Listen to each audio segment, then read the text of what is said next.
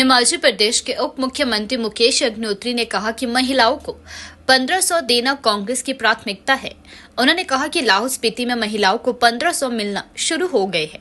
शेष हिमाचल में फॉर्म भरे जा रहे हैं। चुनाव के संपन्न होते ही महिलाओं के खाते में 1500 डालेगी सरकार। मुख्यमंत्री मुकेश अग्निहोत्री ने कहा कि भारतीय जनता पार्टी जो यह पूछ रही है कि 1500 कब मिलेंगे, अब जब मिल रहे हैं तो चुनाव आयोग के पास शिकायत लेकर गई है कि यह पैसे महिलाओं को नहीं मिलने चाहिए।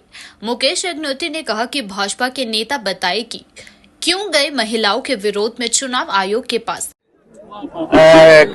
कांग्रेस पार्टी प्रदेश में सत्ता में है और जो लोग कहते थे कि सरकार हम गिरा देंगे, शायद अब तक उन्होंने भी मूल्यांकन कर लिया होगा कि अब ये संभव नहीं है। सरकार प्रदेश में स्थिरता की तरफ जा रही है और 4 जून को पहले से ज्यादा जो स्थिर हो जाएगी। एक सीट से भी स्थिर होती है, 2, 3, 4, 5 जितने भी हमें आएंगी वो हमारी स्थिरता ही है। और बीजेपी को लोग वोट क्यों दे? सरकार तो आगे 45 महीने हमारी है, हमने काम करने हैं। जनता बड़ी समझदार है, उनको मालूम है कि जिन लोगों को पहले हमने वोट दिया अगर वो ठुकरा के आ गए तो इनको दोबारा वोट क्यों दें?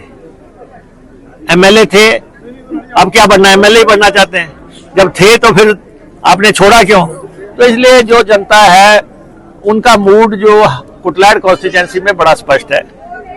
वैसे तो सारी सीटों पे जो है जो जिन लोगों ने सरकार छोड़ी है उनको ये समझ आ गया कि ये गलत हो गया। कई बार एक्शन लेने के बाद पता लगता है कि क्या गलती हो गई। एमएलए बनना बड़ा टफ काम है। एमएलए तो एक बार बन जाए बहुत होता है, इनको तो पता ही नहीं लगा कब रात के अंधेरे में एक्स हो गए।